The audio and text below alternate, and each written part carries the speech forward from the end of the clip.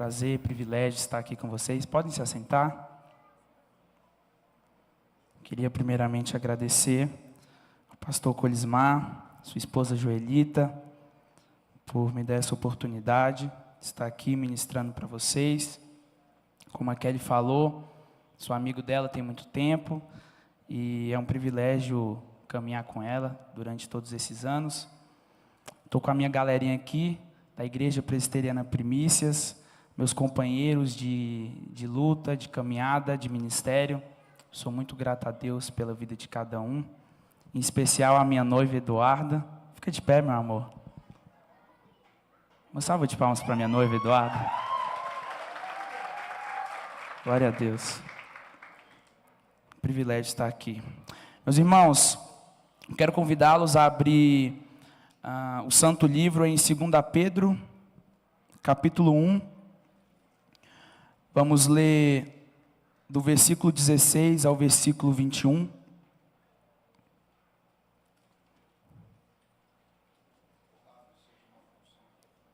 2 Pedro, capítulo 1, versículo 16 a 21.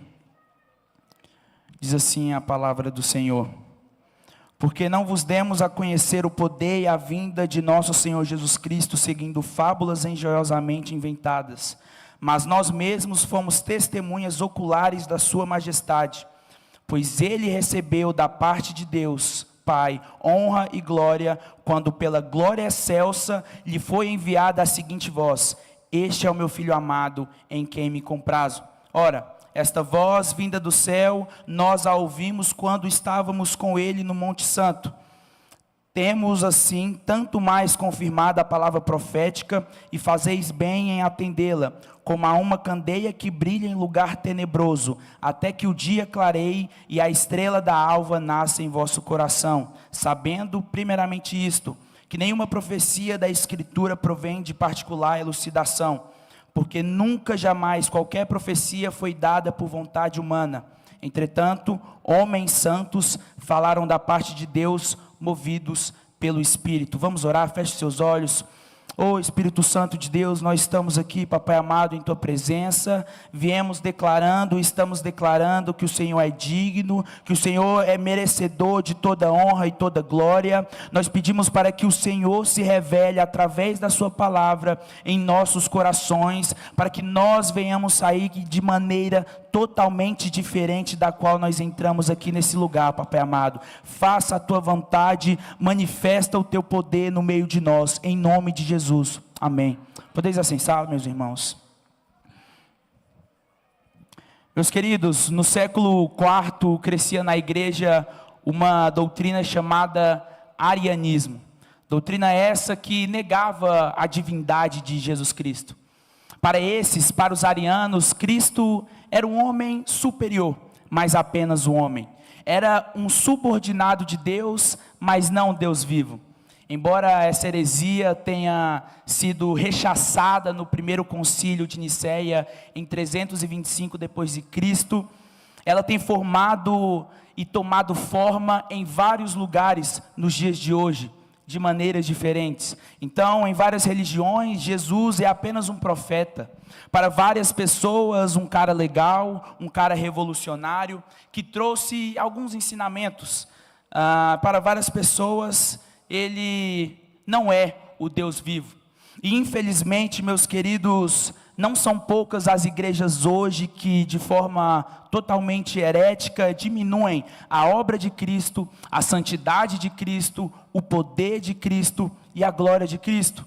E meus queridos, nós nunca podemos subestimar o poder devastador desse tipo de pensamento, desse tipo de heresia. Ela é capaz de confundir, cauterizar mentes e endurecer o coração. A infiltração de falsos ensinos na igreja do Senhor certamente é mais perniciosa do que uma perseguição. A perseguição, em seu lado mais extremo, pode tirar a sua vida.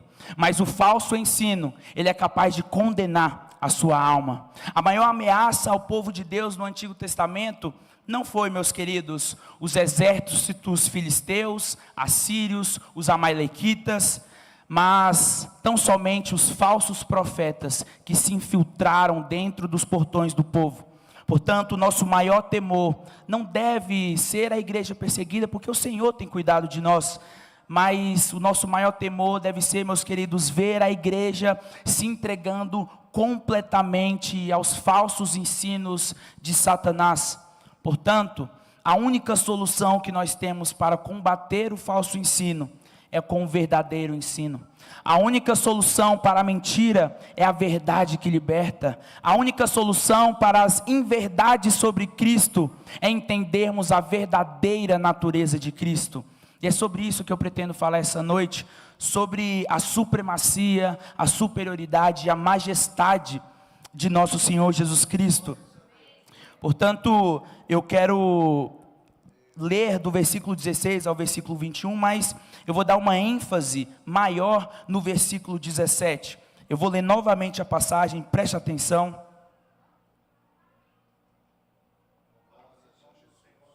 Aleluia.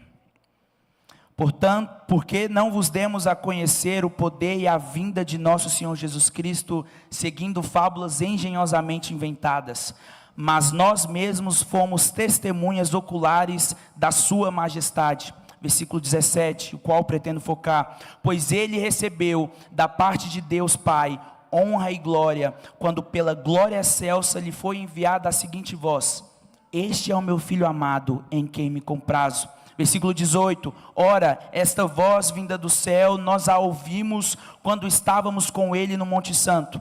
Temos assim tanto mais confirmada a palavra profética, e fazeis bem em atendê-la, como uma candeia que brilha em lugar tenebroso, até que o dia clareie e a estrela da alva nasça em vosso coração. Versículo 20, sabendo primeiramente isto, que nenhuma profecia da Escritura provém de particular elucidação, porque nunca jamais qualquer profecia foi dada por vontade humana. Entretanto, homens santos falaram da parte de Deus, movidos pelo Espírito. Bom, meus queridos, antes da gente entender e entrarmos propriamente na meditação do texto, do tema sobre a majestade de Cristo, é importante nós entendermos quem escreveu essa carta, a carta 2 Pedro, para quem e com a qual propósito ela foi escrita. Essa epístola de 2 Pedro, obviamente, leva o nome de seu autor. O apóstolo Pedro, o porta-voz dos 12, foi quem escreveu essa carta, mas bem provavelmente um pouco antes de seu martírio. E por conter algumas referências a respeito, tudo nos faz entender que essa carta de 2 Pedro é uma continuidade à primeira carta de Pedro, que foi escrita para os cristãos da Ásia Menor. E a pergunta que fica é: o que os irmãos da Ásia Menor estavam vivendo para o apóstolo Paulo endereçar esse tipo de mensagem? E aqui eu quero que vocês prestem bastante atenção, até porque qualquer semelhança com os dias de hoje, meus queridos, não é uma mera coincidência.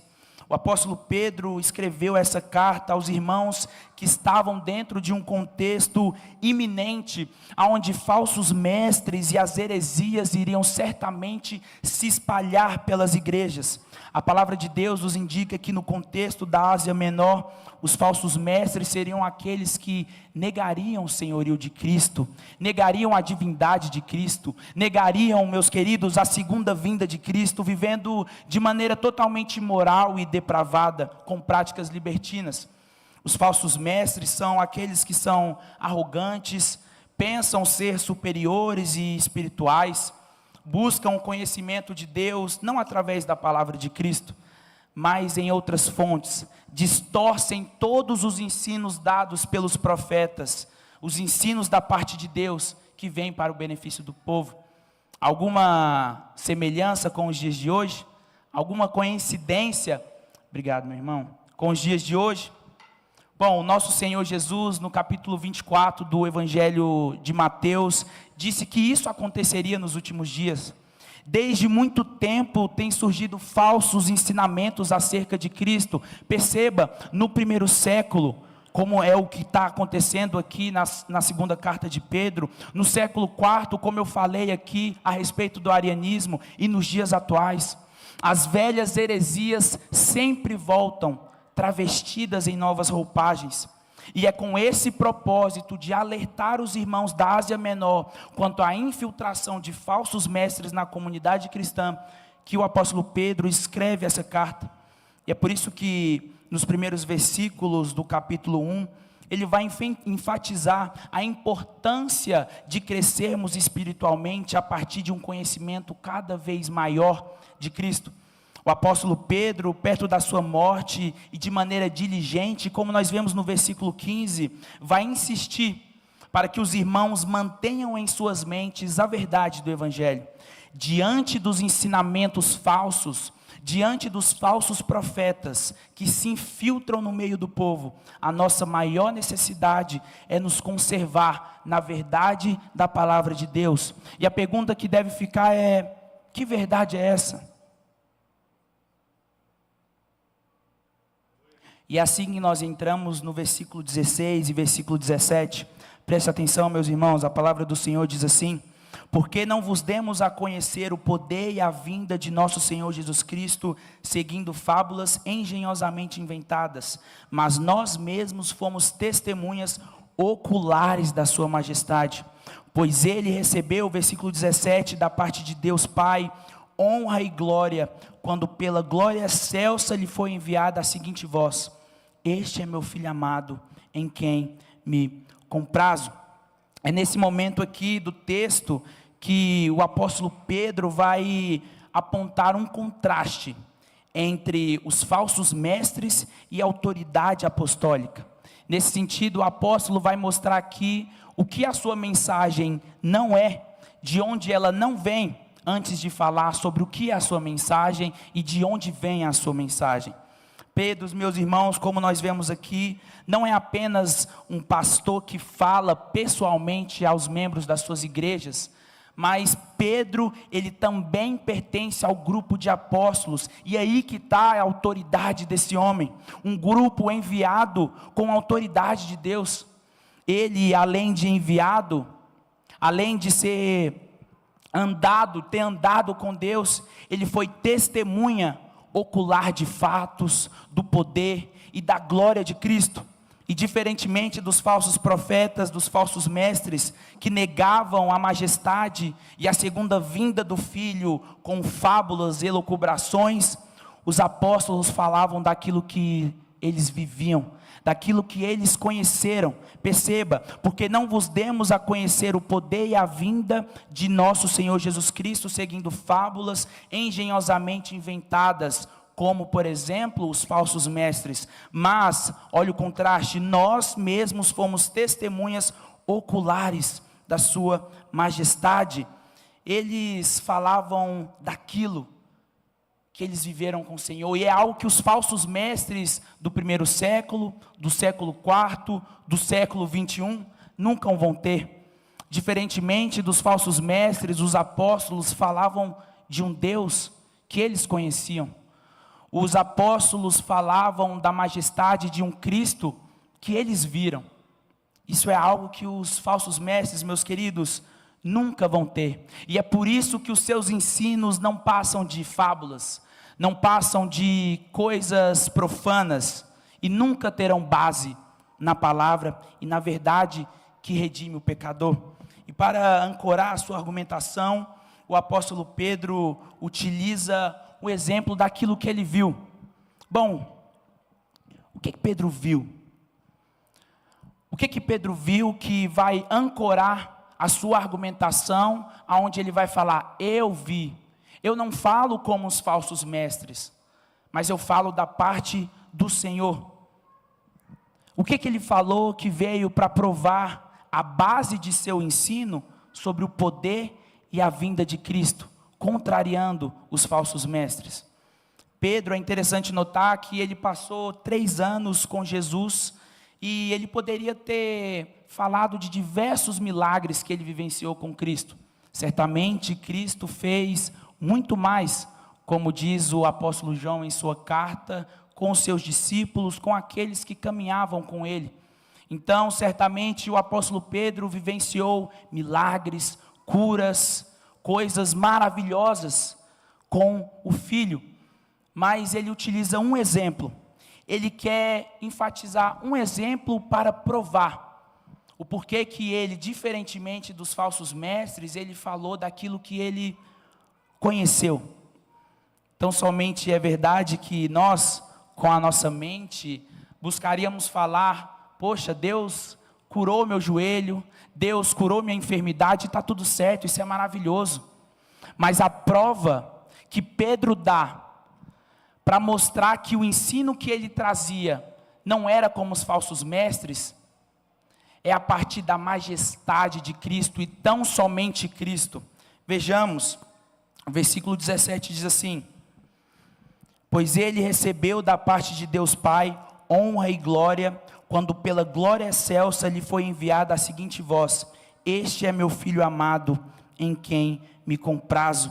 O melhor exemplo que mostra a majestade de Cristo, que mostra o senhorio de Cristo, é que ele recebeu do Pai honra e glória. Ele e mais ninguém é o Filho amado. Ele e mais ninguém é o Cordeiro que tira o pecado do mundo. Ele e mais ninguém é aquele que redime a nossa alma. Ele e mais ninguém é aquele que está sentado no alto e sublime trono e reina e governa sobre esse universo. Esse foi o exemplo que o apóstolo Pedro trouxe para mostrar a divindade do Senhor. Pois ele recebeu da parte de Deus Pai honra e glória, quando pela glória excelsa lhe foi enviada a seguinte voz: este é o meu filho amado, em quem me comprazo. Este é o centro da mensagem dos apóstolos. Nos versículos anteriores, o apóstolo Pedro, ele vai mostrar que o ensino que ele traz não é novidade. Ele está repetindo, ele está constantemente trazendo a mesma mensagem: Cristo. Cristo é a mensagem, o Evangelho é a mensagem, Cristo, a sua vida e a sua obra é a mensagem. E é isso que diferencia o apóstolo Pedro dos falsos mestres. Os falsos mestres são aqueles que procuram ver no mercado quais são aquelas coisas que trazem mais benefício, mais fama, mais poder. E diferentemente dos falsos mestres, o apóstolo Pedro traz uma mensagem: Cristo.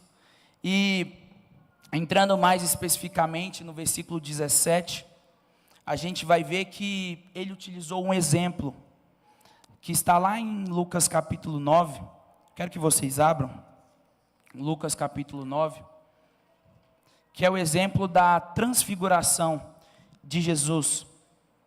Eu não vou ler o capítulo 9 todo, eu vou me atentar do versículo 28 ao versículo 31.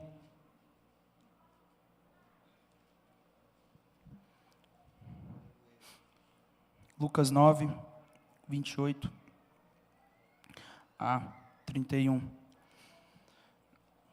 Diz assim a palavra do Senhor: cerca de 8 dias depois de proferidas estas palavras, tomando consigo a Pedro, João e Tiago, subiu ao monte com o propósito de orar. E aconteceu que, quando ele orava, a aparência de seu rosto se transfigurou, e suas vestes resplandeceram de brancura. Eis que 2 varões falavam com ele, Moisés e Elias, os quais apareceram em glória e falavam da sua partida, que ele estava para cumprir em Jerusalém. Meus irmãos, percebam aqui que na ocasião da transfiguração, Jesus estava preparando os seus discípulos para a volta de Jerusalém, onde Jesus deveria ser preso e morto. Então ele pega o círculo mais íntimo dos discípulos, Tiago, Pedro e João, com o propósito de orar. Portanto, nesse momento, quando eles estavam no monte, enquanto Jesus orava, a aparência do Senhor começou a mudar. E no original, a expressão usada aqui no Evangelho é de metamorfose. Nos indica que Cristo passou por uma mudança profunda em sua aparência, instantaneamente. Seu rosto começou a brilhar, estava claro como o sol. As suas roupas ficaram brancas como a luz. Portanto, Pedro, Tiago, João tiveram uma visão antecipada da majestade de Cristo. A majestade que ele demonstrará na sua segunda vinda. Diferentemente daquilo que os falsos mestres apontavam, que Cristo não iria voltar. Aonde está Cristo? Aonde está o seu Redentor? O Evangelho de Lucas nos aponta que a transfiguração mostra como a majestade de Cristo se revelará na sua segunda vinda. Na sua segunda vinda. E dessa forma, meus irmãos, a transfiguração de Jesus, observada pelos apóstolos, prefigura este glorioso acontecimento, quando Jesus manifestará o seu poder. E não há como negar isso, meus queridos. Ao contrário do que os falsos profetas acreditam, ao contrário daqueles que duvidam, ao contrário daqueles cientistas, homens famosos, conhecidos por seus grandes conhecimentos, ele certamente voltará. Ele prometeu, ele é fiel. Então esse acontecimento mostra que Pedro foi testemunha ocular daquilo que aconteceu com Cristo, que apontava para a volta dele em glória e majestade. Não havia como Pedro negar isso, porque Pedro foi testemunha da verdadeira glória do Senhor. Pedro não falava de fábulas, Pedro não falava daquilo que vinha em sua imaginação, Pedro não falava daquilo que ele ouvia falar, mas aquilo que ele verdadeiramente conheceu, a glória de Cristo, uma experiência majestosa. Mas além disso, meus queridos, o apóstolo Pedro coloca esse episódio em evidência, o episódio da transfiguração, para mostrar a divindade de Cristo. Percebam então que, em primeiro lugar, o episódio da transfiguração utilizado por Pedro vai nos mostrar que um dia Cristo voltará em poder, em glória e majestade. Mas não só isso. O episódio da transfiguração utilizado por Pedro para combater os falsos mestres mostra a divindade de Cristo, a honra e glória que o Pai deu ao Filho. Vejamos o versículo 17 de 2 Pedro. Pois ele recebeu da parte de Deus Pai honra e glória, quando pela glória excelsa lhe foi enviada a seguinte voz: este é meu Filho amado, em quem me comprazo. Vamos voltar novamente ao episódio da transfiguração, voltemos em Lucas. Então, no momento em que Cristo estava envolto em glória e poder, a passagem nos mostra que Elias e Moisés apareceram no monte. Primeiro Pedro, junto com Tiago e João, testemunharam a glória de Deus. Cristo estava em glória. E após isso, Lucas nos demonstra que Moisés e Elias apareceram nesse monte. O primeiro, Elias, representando os profetas. O segundo, Moisés, representando a lei. E aí a palavra de Deus nos diz que no versículo 30 e 31, prestem atenção, meus irmãos: eis que 2 varões falavam com ele, Moisés e Elias, os quais apareceram em glória e falavam da sua partida, que ele estava para cumprir em Jerusalém. Se a gente ler essa passagem por cima, a gente não vai compreender a profundidade dessas palavras aqui que o Evangelho de Lucas nos mostra. Então eu peço bastante atenção nesse momento. Aqui, portanto, temos Moisés e Elias, aquele que representava a lei e os profetas, e ambos estavam apontando para Cristo, ambos estavam apontando para a glória de Cristo, ambos estavam apontando principalmente para Cristo crucificado. Percebam que eles falavam da missão de Cristo em Jerusalém, mas também falavam da sua partida. Veja no versículo 31, os quais apareceram em glória e falavam da sua partida. Esse termo no original, partida, só aparece 2 vezes no Novo Testamento. E ele indica literalmente o seu êxodo. Nesse momento da transfiguração, estava perto da crucificação de Jesus. Então, Jesus levou os seus discípulos, João, Tiago e Pedro, para o monte. E apareceram Moisés e Elias, os quais apontavam para o êxodo, para aquilo que Cristo iria fazer na cruz, para o êxodo, a libertação do povo do pecado, a libertação do povo do jugo da escravidão. O Moisés e o Elias estavam apontando para a obra de Cristo, que verdadeiramente nos libertaria da obra, do peso do pecado. E é isso que a passagem nos mostra. Tudo, meus irmãos, estava apontando para Cristo. Tudo apontou para Cristo, tudo aponta para Cristo. Ele é aquele de quem os profetas falavam, ele é aquele de Isaías 9, ele é o menino que nos nasceu, cujo governo está em seus ombros, ele é o maravilhoso conselheiro, Deus forte, príncipe da paz, Pai da eternidade. Ele é aquele que Daniel diz que lhe foi dado o governo, o domínio, a glória e o reino entre as nações. Ele é aquele que Miqueias disse que iria reinar Israel. Tudo apontava para Cristo, meus irmãos. Tanto Moisés como Elias, tanto a lei representada por Moisés, quanto Elias, que representava os profetas, tiveram o seu cumprimento em Cristo. Abre aí em Hebreus 1. Hebreus 1, versículo 1 e 2.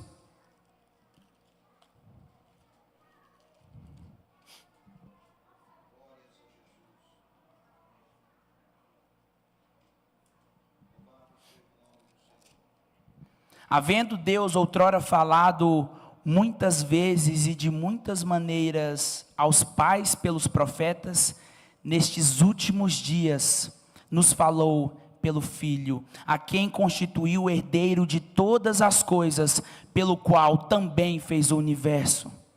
Ele é o cumprimento da profecia. Ele é aquele poderoso, os quais os profetas falavam. Portanto, a lei foi cumprida em Cristo. As profecias foram cumpridas em Cristo. A revelação final é tão somente Jesus Cristo encarnado. E é isso que nos importa, meus queridos. Ainda na transfiguração, vamos para Lucas 9. A gente percebe Moisés, o representante da lei, Elias, o representante dos profetas, conversando com Cristo sobre a sua partida para Jerusalém, sobre o êxodo de Cristo. Os apóstolos Pedro, Tiago e João estavam presentes também, estavam observando a glória de Cristo e a sua majestade. E é nesse momento, meus irmãos, que Pedro, o autor da carta, vê não apenas a glória, a majestade de Cristo, mas vê que o Pai honra o seu Filho. Perceba, meus irmãos, quem estava nesse monte? Moisés, o maior dos legisladores, o doador da lei. Elias, o maior dos profetas. Tiago, João e Pedro, homens de Deus, reunidos em um mesmo lugar. E é naquele momento em que uma nuvem passa e se ouve uma voz: este é meu filho amado, em quem me comprazo. Seria para Moisés, meus irmãos? Seria para Elias? Seria para os apóstolos? De maneira nenhuma. É somente Cristo, meus irmãos. Somente Cristo é o objeto do prazer do Pai. Jesus não pode ser confundido com nenhum homem, meus irmãos. Ainda que os mais ilustres, ainda que Elias, ainda que Moisés, Jesus é superior a todos eles, porque Jesus é Deus.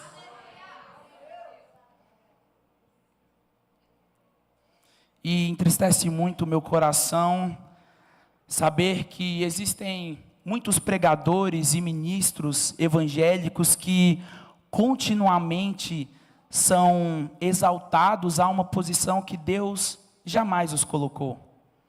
Os melhores homens não passam de homens.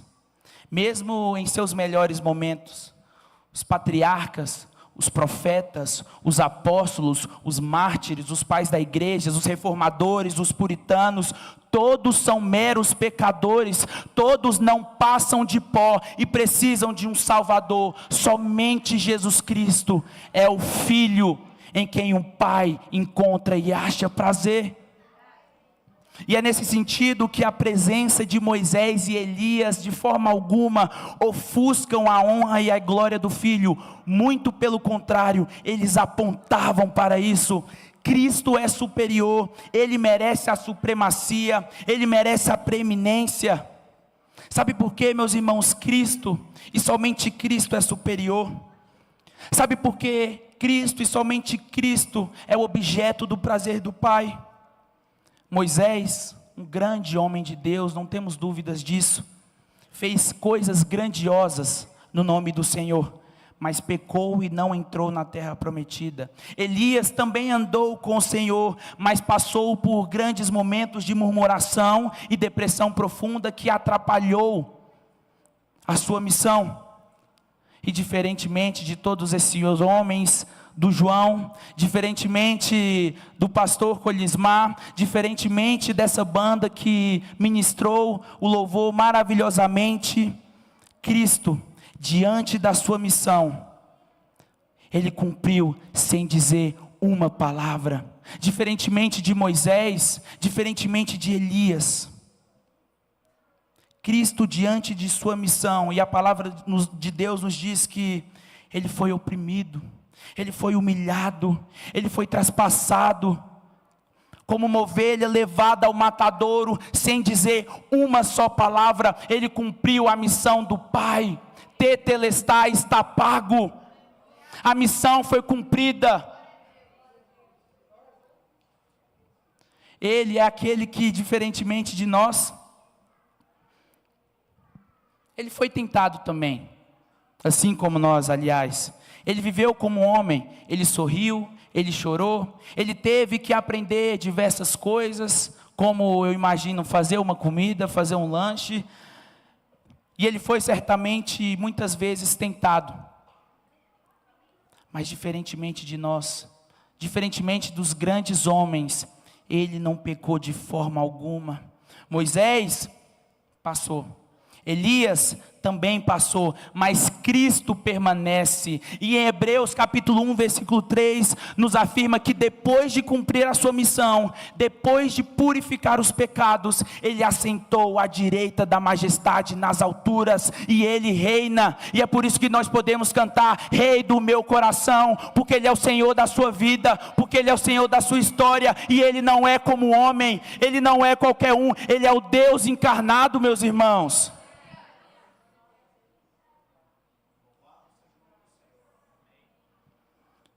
Sabe por que Cristo é o objeto do prazer do Pai como ninguém? Porque Ele e o Pai são um. Porque quem vê a Ele, vê ao Pai.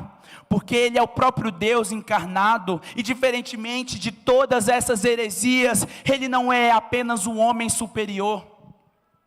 Ele não é apenas um homem com grande conhecimento. Ele não é apenas um cara legal. Mas tão somente Ele é aquele por meio de qual todas as coisas foram feitas. Ele é o próprio Deus. E é bom destacar isso, que Pedro constrói a frase no versículo, vamos voltar ao capítulo 1 de 2 Pedro, no versículo 17, ele constrói uma frase que de maneira clara mostra a majestade do Filho. Versículo 17, pois Ele recebeu da parte de Deus Pai honra e glória, quando pela glória excelsa lhe foi enviada a seguinte voz: este é o meu Filho amado, em quem me comprazo. Percebam que a voz enviada não veio de uma elucubração, a voz enviada não veio de um sentimento, a voz enviada não veio dos astros, mas tão somente do próprio Deus, da glória excelsa. E o fato de dizer este é, torna suficiente a evidência que Pedro nos traz, de que Cristo é Rei, de que Cristo, Ele é poderoso, de que Cristo, Ele é majestoso, de que Cristo, apesar de sofrer nessa terra, apesar de passar pelas mesmas coisas que nós passamos, Ele morreu, mas Ele ressuscitou, e um dia voltará em glória e em poder. Este é o Cristo que o apóstolo Pedro está pregando aqui, meus irmãos. Este é, e mais ninguém, é Cristo. Portanto, o Evangelho, a mensagem do apóstolo Pedro, é centrado na pessoa e na obra de Cristo. O Evangelho fala sobre a vinda de Cristo, o próprio Cristo é o conteúdo da mensagem, meus irmãos. E essa mensagem não é nenhum tipo de especulação, não foi criada em nenhum laboratório, não veio de fábulas, imaginações, é fruto de uma experiência pessoal que Pedro teve com Cristo. Pedro e os demais apóstolos foram testemunhas oculares da glória de Deus. E meus queridos, eu queria já pedir desculpa, porque muitas vezes a gente vem e você veio talvez procurando uma mensagem que vai te trazer um conforto, que vai te falar sobre prosperidade, que vai te falar sobre bênção, mas meu amado, minha amada, não existe mensagem mais importante do que Cristo ressuscitado, do que Cristo que reina, do que Cristo aquele que é superior aos profetas, do que Cristo que é superior ao Moisés. Muitas vezes estamos muito acostumados a ouvir mensagens e mensagens, e por aí afora nós vemos pregações sobre bênçãos, sobre prosperidade, e meus irmãos, não tem nenhum problema a gente querer isso. Mas qual que deve ser o centro da mensagem? Qual que deve ser o centro do Evangelho? Nós ou Cristo? As nossas vontades ou a vontade de Deus encarnado? A única mensagem que importa é Cristo ser o objeto do prazer do Pai. E bem provavelmente, meus queridos, você já ouviu tudo isso que eu falei. Muito provavelmente você já sabe, e alguns até mesmo, mais do que eu, sobre todas essas coisas. Mas eu me sinto, dadas as devidas proporções, é claro, no lugar de Pedro, pregando a mesma mensagem, de maneira diligente, a um povo, como o povo aqui, o qual o apóstolo Pedro escreve, que está em um contexto de completa perversão doutrinária. O Brasil tem sido alvo de investidas e sérios ataques de Satanás, que buscam diminuir os méritos, as obras e a mensagem de Cristo. E a solução, meus irmãos, tão somente passa por nos apegarmos à palavra de Deus. Eu vou passar rapidamente aqui do versículo 19 ao versículo 20, que diz assim, do capítulo 1 de 2 Pedro. Temos assim, tanto mais confirmada a palavra profética, ou seja, aquela palavra que falava sobre Cristo, que os profetas falaram, foi confirmada, e fazeis bem em atendê-la como uma candeia que brilha em lugar tenebroso, até que o dia clareie e a estrela da alva, Cristo, nasça em vosso coração. Preste atenção nesse versículo. Sabendo primeiramente isto, que nenhuma profecia da Escritura provém de particular elucidação, porque nunca jamais qualquer profecia foi dada por vontade humana. Entretanto, homens santos falaram da parte de Deus, movidos pelo Espírito. É claro que num contexto onde diminuem a obra de Deus Filho, iriam diminuir o contexto e o conceito e o conteúdo da palavra de Deus. Muitas vezes, e certamente você e eu já fomos confrontados com algumas frases e contestações quanto à palavra de Deus. Bom, mas ela foi feita por homens, mas a palavra de Deus, ela pode ter sido pervertida durante vários e vários anos. Mas, meus irmãos, o que está escrito aqui nos afirma que ela não veio de vontade humana. Essa palavra não veio de elucubração. Ela não veio do imaginário, mas tão somente do Espírito Santo de Deus. E é isso que eu quero deixar para vocês essa noite, encaminhando para o final. Eu espero não ter passado o tempo. Muitas vezes nós passamos a vida inteira numa igreja, passamos anos e anos vindo, mas nunca nem conhecemos a Cristo verdadeiro. Talvez você nunca tenha visto Cristo da forma como foi colocado aqui. Muitos eu sei que viram. E o convite que eu faço essa noite é para você, assim como Pedro, ter essa experiência com Cristo. A experiência de entender a partir do Santo Espírito que Cristo não é qualquer um. Cristo não é um homem qualquer. Mas Cristo é o Filho encarnado, é o Filho de Deus, aquele que nos libertou do pecado, e aquele que em breve voltará, meus irmãos. Tenha essa mensagem em vossos corações, para que realmente não venham cair nas mazelas de Satanás, através de falsos ensinos, falsos profetas que tentam minar a sua fé. Apegue-se tão somente a Cristo, aquele que é o autor e consumador da sua fé, aquele poderoso para salvar, aquele sobre quem os profetas falaram, aquele sobre quem a lei apontava. Cristo, é Cristo, meus irmãos. Ele que recebeu honra e glória do Pai, quando do alto veio uma voz: este é o meu Filho amado, em quem me comprazo. É Cristo, é tão somente Cristo. Feche seus olhos.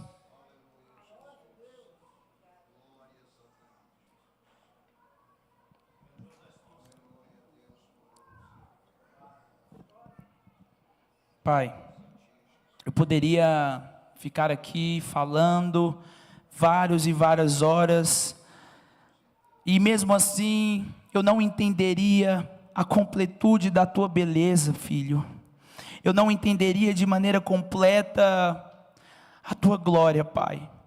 Mas tão somente nós pedimos: mostra-nos, Papai amado, parte da sua glória, porque nós sabemos que o Senhor mostrar toda ela, nós nos desintegraríamos, Senhor Jesus. É tamanha glória que nós não aguentaríamos, mas mostra-nos, Papai amado, o teu Filho através da tua palavra, que não vem de qualquer outro lugar, a não ser do próprio Deus, Cristo ressurreto, para que nós venhamos ter o entendimento que, diferentemente de todas as outras religiões e seitas, Cristo é o Filho de Deus. Espírito Santo de Deus, convença os nossos corações para que nós venhamos ter esse entendimento e que a nossa vida venha ser transformada pela mensagem do Evangelho, Pai. A mensagem que verdadeiramente importa, a mensagem que transforma, a mensagem que cura, a mensagem que alivia, a mensagem, Senhor Jesus, responsável, que no momento que nós cremos, nos leva para a glória, para junto do Pai, para o seio de Abraão, onde nós podemos desfrutar daquilo que o Senhor tem para nós. Nos leve a crer, Papai amado, no Filho, tão somente no seu Filho, Pai, em mais ninguém. O Filho não como um profeta qualquer, Jesus, não como qualquer um, não como um homem apenas, mas como Deus encarnado. Não como um cara legal, não como aquela pessoa que fez bons ensinamentos, mas como Deus vivo, que reina nos céus, na terra e debaixo da terra. Esse é quem tu és, Cristo. Convença os nossos corações dessa verdade, para que nós venhamos ser transformados para a tua honra e tua glória. Louvado seja o teu nome, Filho, e que seu nome seja exaltado em todas as nações, ó Rei de Israel, estrela da manhã, aquele que reina e reinará para todo sempre. Louvado seja o teu nome, em nome de Jesus, amém.